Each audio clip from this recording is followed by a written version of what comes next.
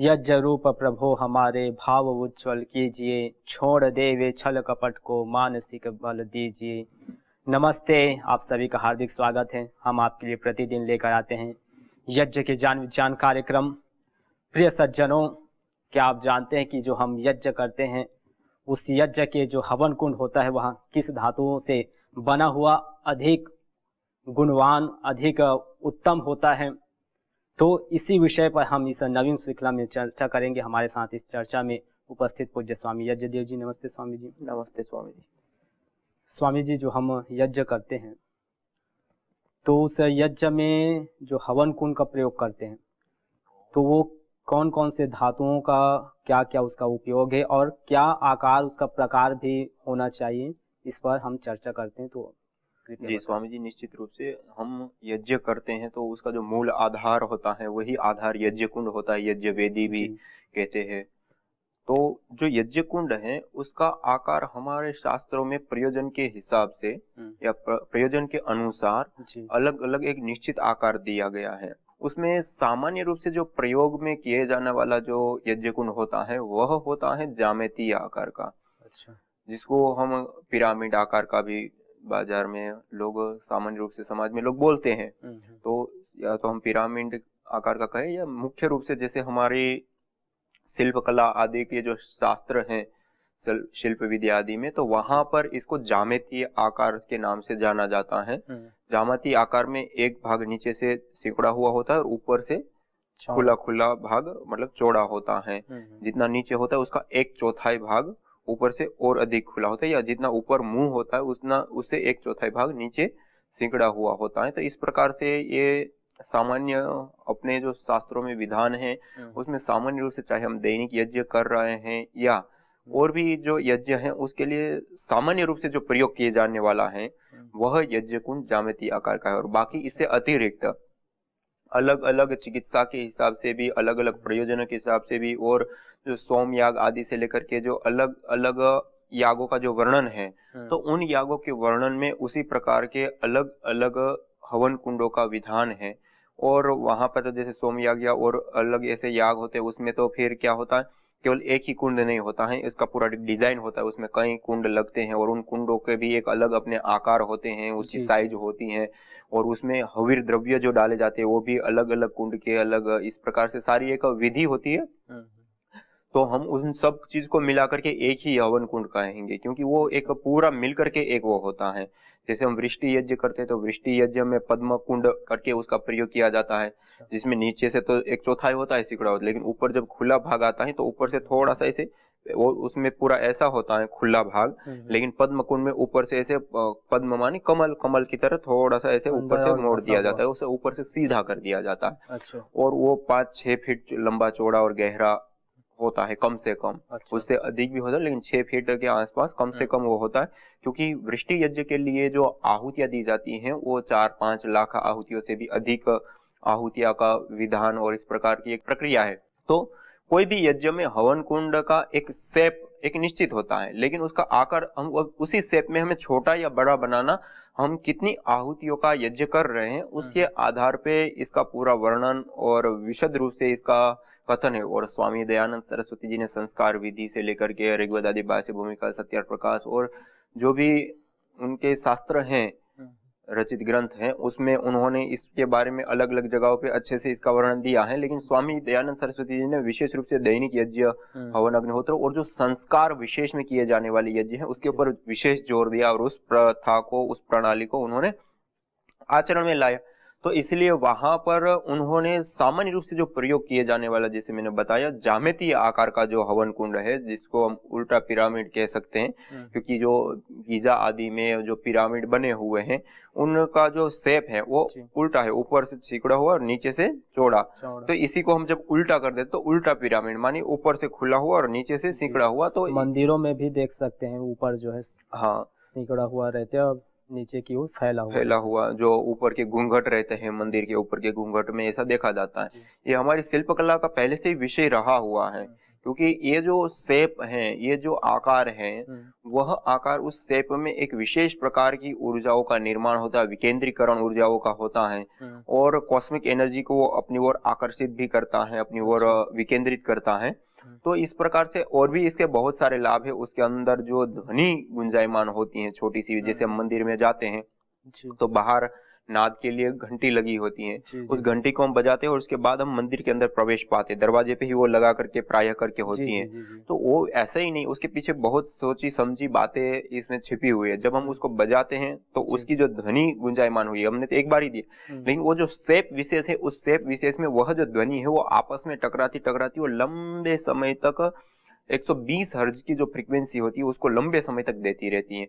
और वो जो फ्रीक्वेंसी होती है वो हमारे मस्तिष्क की जो ऊतक होते हैं उसको शिथिल करके और उसमें एक ऐसा चेंज लाती है कि हमारा मन शांत होने लगता है, सहज होने लगता है, एकाग्र होने लगता है, जो उपद्रवकारी जो विचार आदि हैं उससे वो रहित होने लगता है। तो इस प्रकार मन के ऊपर सीधा वो इफेक्ट डालता है। जो अब जब हम बाहर घंटी लगा कर करेंगे तो क्या उस प्रकार से उसमें नहीं आएंगे? नहीं, उसका अपना लाभ है। जो आपने घंटी बजाई तो उसका सीधा सीधा जो आवाज है वो आवाज हमें लाभ देंगी। जैसे शंख हम बजाते हैं तो शंख का हम सीधा बजाते तो उससे और भी बहुत सारी हम आवाज सुनते हैं तो उसके भी लाभ होते हैं, उससे भी एक और। लेकिन उसकी जो ध्वनि इस प्रकार की तीक्ष्ण होती है, ऐसी तीव्र होती है कि जैसे सामान्य रूप से सुबह और शाम संध्या के समय उसको बजाने का विधान और इस प्रकार का है।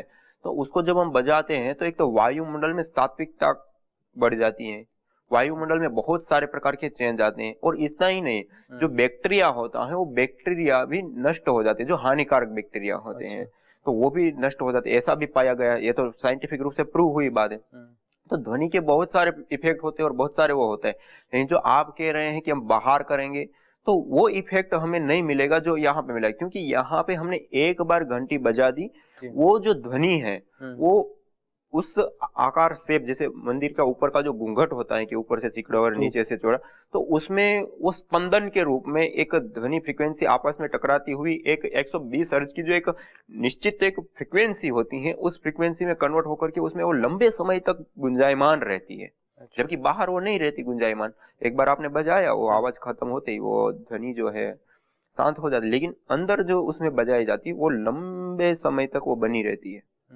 और फिर व्यक्ति का ये बहुत ज्यादा हम देखें तो ये सब किसी का ये अनुभव रहता है कि जो मंदिर में जाते हैं वो शांति को महसूस करते हैं। उसका कारण, अब हम मूर्ति को भी देखें तो मूर्ति तो हमने अपने हाथों से ही तो बनाई है, पत्थर की बनाई है, उसमें हमारा श्रद्धा विश्वास निष्ठा आदि है, तो उसका भी एक इफेक्ट होता है। लेकिन उसके साथ साथ जो साइंटिफिक रीजन के साथ हम देखें तो सबसे बड़ा इफेक्ट हमारे शरीर के ऊपर, हमारे मन के ऊपर होता है। ये ज्यामितीय आकार का जो ऊपर आकार बनाया जाता है, क्योंकि वो हमेशा ऊर्जाओं को विकेंद्रीकरण भी करता है। तो जो कॉस्मिक एनर्जी है, ब्रह्मांडीय जो ऊर्जा है, उस ऊर्जाओं को अपनी ओर विकेंद्रित करता है। तो वो जो ऊर्जाएं हैं वो वहां पे विकेंद्रित की हुई है।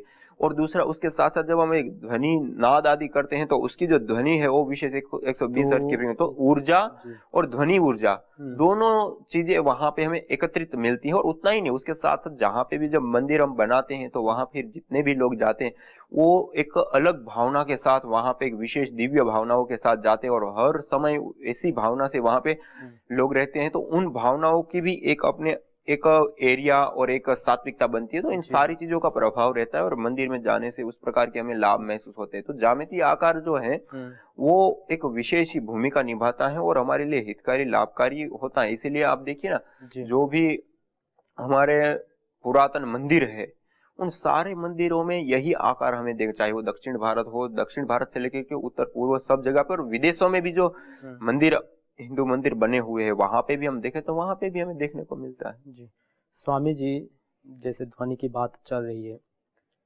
तो एक तो हम माइक से हम जैसे सुनते हैं ना, मंदिरों में भी माइक चलते ही है, और एक घंटी नादन है, तो दोनों में क्या अंतर आता है या फिर एक ही प्रभाव? जैसे हम बाहर सुनते हैं कि माइक चलाने से, साउंड करने से फिर ध्वनि प्रदूषण की दिक्कत आती है, तो मंदिरों में जब हम ऐसे करते हैं तो उससे क्या ऊर्जाओं का केंद्रीकरण होता है एकत्र, या फिर इस प्रकार से प्रदूषण की समस्या आती है? जी स्वामी जी, निश्चित रूप से जो हम प्रदूषण कहते हैं, ध्वनि प्रदूषण, ध्वनि प्रदूषण एक इकाई होती हैं, उस इकाई के अंदर जो आवाज होती है तो उसको सहनीय बोलते हैं, उससे अतिरिक्त होती है तो उसको हानिकारक बताया जाता है या माना जाता है। और उसके साथ साथ उतना ही नहीं होता है, उसके साथ साथ और भी चीजें उसमें ऐड होती है कि वो आवाज किस प्रकार की है। जैसे आप डीजे बजाएंगे तो आप कहीं पे भी आप महसूस कर सकते हैं कि डीजे बज रहा है, तो आप वहां पास में खड़े आप सुन रहे हैं तो आपके अंदर का जो स्पंदन है वो एक अलग प्रकार का ये होगा। आपके मन के जो विचार है उसी के आधार पे एक अलग प्रकार के आने लगेंगे। इसी प्रकार से कहीं भजन चल रहे हैं, वहां पे आप जाएंगे, सत्संग भजन सत्संग कीर्तन आदि चल रहा है, वहां पे आप जाएंगे तो वहां पे जाते ही आपको एक अलग स्पंदन महसूस होगा और एक अलग ही पूरा माहौल बनेगा और अलग ही प्रकार का आपको विचार बनेगा। और इसी प्रकार से जो अलग और म्यूजिक होते हैं या फिर जो ऐसी आवाज होती है जो बहुत ही ज्यादा, जैसे एरोप्लेन की आवाजें हैं या रॉकेट आदि की आवाज हैं या इस प्रकार से वाहनों की आवाज है या फटाके आदि फूटने की आवाज है, तो इस प्रकार की जो आवाज होगी उसको आप सुनेंगे तो एक अलग प्रकार का आपको महसूस होगा। मतलब आवाज जो होती है वो हमें पूरी तरह से एक अलग प्रकार का स्पंदन देती है और उसी प्रकार से वो करती है। तो आवाज आवाज में अंतर होता है। एक तो आवाज ज्यादा है, फुल आवाज है, और एक लो आवाज है, वॉल्यूम ज्यादा नहीं कम होना। एक तो इसमें भी एक सीमा से अधिक है तो वो तो हानिकारक होता है। लेकिन इतना ही नहीं, जो सीमा के अंदर है उसमें भी एक अलग आवाज, एक अलग आवाज। जैसे हम भोजन करते हैं, भोजन भोजन होता है, लेकिन उस भोजन में भी सात्विक राजसिक तामसिक हम देखते हैं। उसमें सात्विक अच्छा वाला भोजन हम करेंगे तो हमें स्वास्थ्य देता है, पोषण देता है। लेकिन कुछ ऐसा आहार होता है जो तामसिक आहार है, उसको लेंगे तो हमारा ह्रास करता है, रोग देता है, कुपोषण का कारण बनता है, या फिर जो भी अलग अलग प्रकार के हमें दुख देने वाला होता है। तो ऐसे ही ये जो ध्वनियां होती है उसमें भी अलग अलग इफेक्ट होते हैं। और ऐसा नहीं है कि जैसे हम गायत्री मंत्र का जप कर रहे हैं या ओम आदि का जप कर रहे हैं या इस प्रकार के और भी मंत्र, तो उसका जैसे हम स्वयं उच्चारण करके जो लाभ उठाते हैं और जो हमारे को इफेक्ट मिलता है, वही इफेक्ट हमें साउंड के माध्यम से क्या क्या हमने कैसेट चला दी या इस प्रकार का मिल सकता है, वही लाभ नहीं मिल सकता, लेकिन लाभ मिलेगा। और ये साइंटिफिक रूप से भी देखा जा चुका है और प्रैक्टिकली भी बहुत सारे लोग करते हैं। जैसे पेड़ पौधे आदि को जो सुनाने की बात आती है कि संगीत आदि सुनाते हैं तो जो पेड़ पौधे हो अच्छे से फलते फूलते हैं और इस प्रकार की, तो इसे खूब लोगों ने काम किया है कि कोई खाद बना रहे हैं तो उन्होंने वहां पे बजाया, तो अलसिया जो खाद बनाने का जो काम करते हैं वो बहुत तेजी से काम करते हैं। इसी प्रकार पौधे आदि का जो ग्रोथ होते हैं उसमें भी, जैसे खेत आदि में मतलब या अपने बागान आदि में, उन्होंने इस प्रकार के स्पीकर लगा के हर रोज 1 घंटा 2 घंटा सुबह शाम जो है संगीत या मंत्र आदि की ध्वनि उनको सुनाते हैं कैसेट चढ़ा करके। तो उसका लाभ उसको देखने को मिलता ही है और ये तो साइंटिफिक रूप से भी प्रूव्ड है। लेकिन यहाँ क्या होता है कि हम एक तो साक्षात बोल रहे हैं, जब हम साक्षात बोल रहे हैं उस समय हमारी भावनाएं भी उसके साथ इंक्लूड होती है। जबकि वो यंत्र से जब हम कर रहे हैं तो वहां पे वो भावनाएं युक्त नहीं होती है, वहां केवल ध्वनि मात्र, एक फ्रीक्वेंसी मात्र एक विशेष होती है, तो उसका उतना हमें लाभ मिलेगा। लेकिन उसके साथ साथ जो भावनाएं संप्रेषित होती हैं उसका अद्वितीय लाभ होता है। तो इसलिए हम ये नहीं कह सकते कि उससे हानि होती है। एक सीमा से अधिक वॉल्यूम है तो हानि भी होगी, और एक सीमा के अंदर है और उसमें भी यदि अलग अलग जो मैंने ध्वनियां बताई इसमें अलग अलग कई सारी प्रकार की तीक्ष्ण ध्वनि होती है, मंद ध्वनि होती है और अलग अलग प्रकार, तो वो ध्वनि के आधार पे भी यदि वो सीमा के अंदर वॉल्यूम है फिर भी वो ध्वनि ध्वनि का अंतर होता है। और उसी प्रकार का हमारे शरीर में या हमारे मन में स्पंदन पैदा करता है और इस प्रकार के विचार पैदा करके उसी प्रकार की हमारी प्रवृत्ति कराता है। तो उसका फर्क तो पड़ता ही है और उसका लाभ या हानि होती है। तो उसको वॉल्यूम ज्यादा हो कम होना उतना ही प्रदूषण, ध्वनि प्रदूषण है उतना नहीं कह सकते। या हम साक्षात उच्चारण कर रहे हैं मंत्रों का और उससे जो प्रभाव हो रहा है उस प्रभाव से हमें लाभ ही होता है, तो हम उसको यदि माइक के माध्यम से कैसेट से हमने चला दिया स्पीकर आदि में तो उससे तो और अधिक आवाज होगी, वो होगी, या तो हानि होगी ना, हानि नहीं होगी। उसका लाभ जो है वो लाभ एक सीमा तक हमें मिलेगा, जो भावनाओं का उसके साथ जुड़ाव होता है वो नहीं होता है, तो उस कारण से उसकी एक सीमा हो जाती है। स्वामी जी, जैसे अभी चर्चा हो रही थी कि जो यज्ञ कुंड है वो पिरामिड आकार का होना चाहिए। मंदिरों को भी देखते हैं तो उसके भी शेप वैसे ही होता है, या पिरामिड को भी देखते हैं तो उसका भी वैसे ही कि नीचे फैला हुआ ऊपर सिकुड़ा हुआ। तो क्या दोनों उस प्रकार में उतनी ही ऊर्जाओं का उसमें विकेंद्रीकरण होता है या फिर अलग अलग होता है? एक तो यज्ञ कुंड है तो कॉस्मिक एनर्जी, एक तो इस प्रकार से बना है ऊपर की ओर, तो क्या दोनों में उस प्रकार से? जी स्वामी जी, जो अपने शिल्प कला आदि में जो इसका वर्णन है वहां पे इस प्रकार के आकारों का जो वर्णन है तो वहां पे दिया गया है जी। कि यदि हम ज्यामितीय आकार विशेष हैं, वो चाहे उल्टा रखे, सीधा रखे, साइड में रखे, इन आकार विशेष वही होना चाहिए। अच्छा। और उस आकार को बना करके आप घर बना सकते हैं। और उस समय में पूर्व काल में ये जो मंदिर है वो तो उसी समय की कलाएं हैं और उसी समय की ये विशेष लाभ उठाने के लिए बनाई गई ये सारी तकनीक या टेक्नोलॉजी है। तो वो चाहे आप उल्टा रखेंगे तब भी उसके अंदर ऊर्जाओं का विकेंद्रीकरण होगा, आप सीधा रखेंगे तब भी वहां पे ऊर्जाओं का विकेंद्रीकरण होगा। और इतना ही नहीं, इसमें और भी बहुत सारी चीजें इंक्लूड है।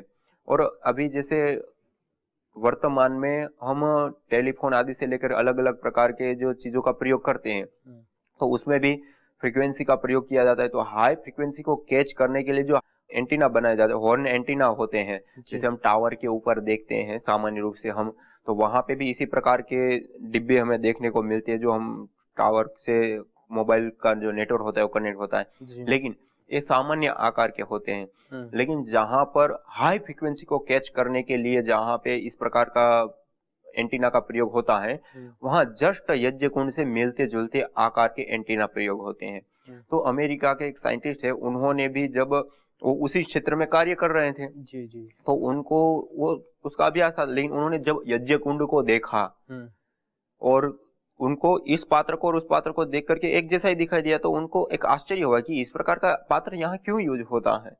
और वहां पे तो हम उसको कैच करने के लिए कि दूर की जो हाई फ्रिक्वेंसी उसको भी हम अच्छी प्रकार से कैच कर लेते हैं, उस ऊर्जाओं को अपनी ओर आकर्षित कर लेता है वो शेप, वो आकार। तो उन्होंने फिर उसके ऊपर अनुसंधान किए, उसके ऊपर कार्य किया उन्होंने, और फिर उसके बाद उन्होंने बताया कि ये जो शेप होता है वो ब्रह्मांडीय ऊर्जाओं को, कॉस्मिक एनर्जी को अपनी ओर बहुत अधिक मात्रा में आकर्षित करता है, खींचता है ऊर्जाओं को, सात्विक ऊर्जाओं को, और अपने आसपास के पूरे वातावरण में उसको फैलाता रहता है। तो उसके तो लाभ है और ये तो साइंटिफिक रूप से भी सिद्ध है।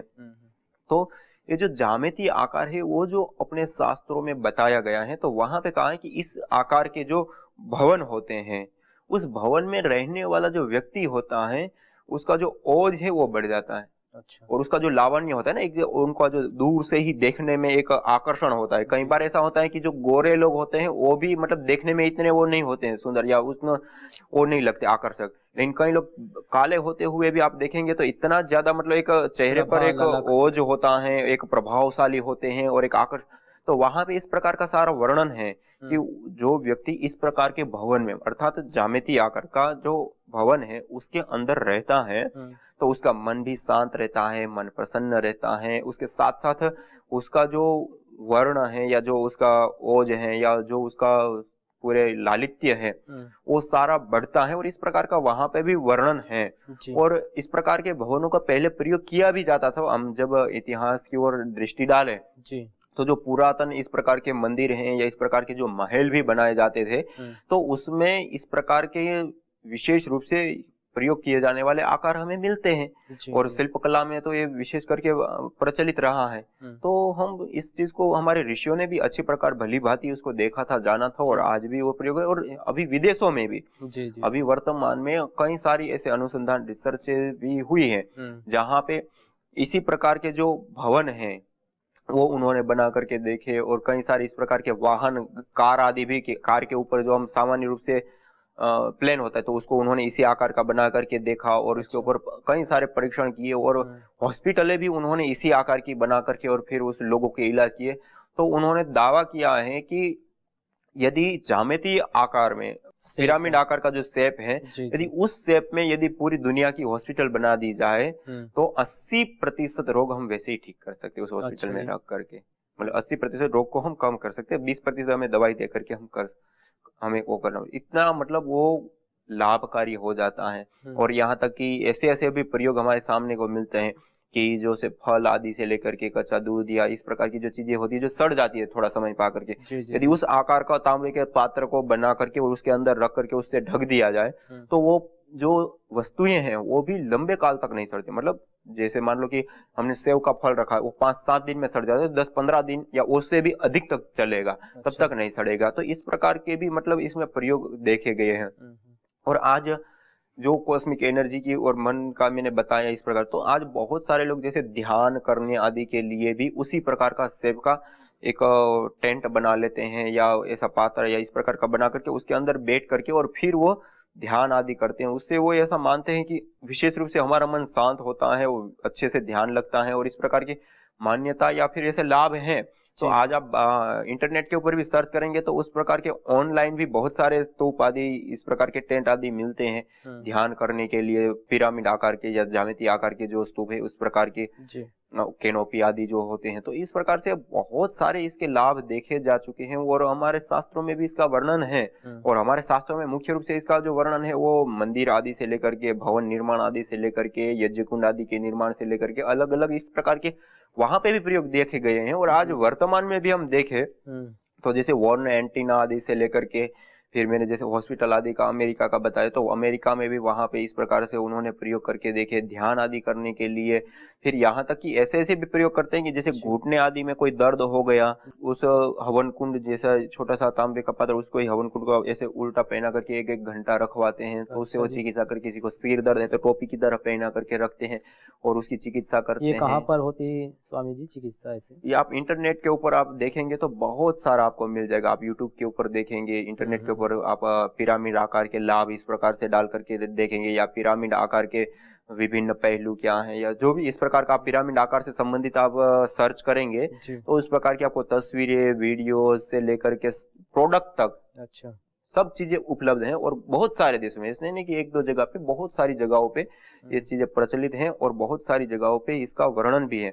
और ये जो चिकित्सा का हम कहते हैं कि सिर के ऊपर टोपी की तरह जो पहनते हैं और सिर दर्द आदि, माइग्रेन आदि, जो डिप्रेशन आदि होते हैं उससे दूर करने का वो दावा करते हैं और करते हैं, लोग चिकित्सा कर रहे हैं। और जबकि हम देखें तो हमारे जो राजा महाराजा लोग हुआ करते थे, उन लोगों की यदि हम मुकुट देखें तो मुकुट भी सोना चांदी आदि धातुओं के वो बनाते थे। और इसी आकार सा होता है कि ऊपर से जो होता है पतला सा होता है और नीचे आते आते चौड़ा होता है और यहाँ पे फिट हो जाए, इस प्रकार से वो होते थे। तो हम सामान्य रूप से देखें तो वो आधा 1 किलो का मुकुट खाली एक दिखाव के लिए ही नहीं, अपितु उसके पीछे भी इस प्रकार के जो लाभ थे कि उसको पहनने से जो है हमारा जो मन है, मस्तिष्क, क्योंकि वो राजा होता है तो राजा को पूरा राज्य का उसके ऊपर कार्यभार होता है, तो स्ट्रेस तनाव आदि से दूर रहे और पहले से ही स्वस्थ रहे। तो इस प्रकार से जो वो मुकुट का भी जो प्रयोग करते थे तो इस प्रकार से लाभ उठाते थे। जी जी। तो आज हमने इस परस्पर चर्चा के माध्यम से यह जाना कि जो हम यज्ञ करते हैं और उस यज्ञ में प्रयोग जो कुंड है वह पिरामिड आकार का ही क्यों बनाया जाता है। तो इसके पीछे बहुत ही वैज्ञानिक रिसर्च भी हुए हैं और जैसे पूज्य स्वामी जी बता रहे थे कि अलग अलग प्रयोग इस पर हुए हैं कि जो हम इस प्रकार से सिकुड़ा हुआ नीचे की ओर, अर्थात जो ऊपर है उसके नीचे भाग 1/4 होनी चाहिए। तो उस प्रकार से जो यज्ञ कुंड बनता है तो उसमें जो कॉस्मिक एनर्जी जो इस ब्रह्मांड में निरंतर जो विद्यमान ऊर्जा है, उस ऊर्जा को एकत्रीकरण करने का, उसको विकेंद्रीकरण करने का काम यह यज्ञ कुंड करता है। और इसीलिए हमारे पूर्वज भी इसको ऐसे ही शेप में, चाहे हम कुंड में देखें या फिर बाहर महलों में देखें, मंदिरों में देखें, अन्य जो गुरुद्वार आदि है, हर जगह हमको ऐसी ही शेप देखने को मिलता है। तो इसके पीछे जो ऊर्जा है, जो कॉस्मिक एनर्जी, उसको विकेंद्रीकरण, उसको संग्रहित करने का काम यह स्तूप, यह पिरामिड शेप का यज्ञ कुंड करता है। तो इसीलिए इसको इस शेप में हमको बनाकर ही यज्ञ करना चाहिए। तो इससे अत्यधिक हमको और लाभ मिलता है, आध्यात्मिक हमारी गति बल्कि प्रगति में बल जाता है। जो हमारी आध्यात्मिक लाभ है वह बहुत ही प्रबल हो जाती है। तो यह जो पिरामिड शेप का जो यज्ञ कुंड होता है वह हमको आध्यात्मिक की ओर प्रेरित करता है। तो हम क्यों ना इस प्रकार से, जिसमें नाना प्रकार के लाभ हो, नाना प्रकार की जिसमें वैज्ञानिकता हो, उस विज्ञान युक्त यज्ञ को क्यों न करें। तो हम अवश्य ही करें और निरंतर अपने जीवन को हम सरल, संस्कार युक्त, हम सुचिता, पावनता से युक्त करें। तो आप ऐसे ही इस कार्यक्रम में जुड़े रहे। हम नवीन चर्चाओं के साथ पुनः आप सभी से मिलेंगे। तब तक के लिए दीजिए अनुमति। नमस्ते।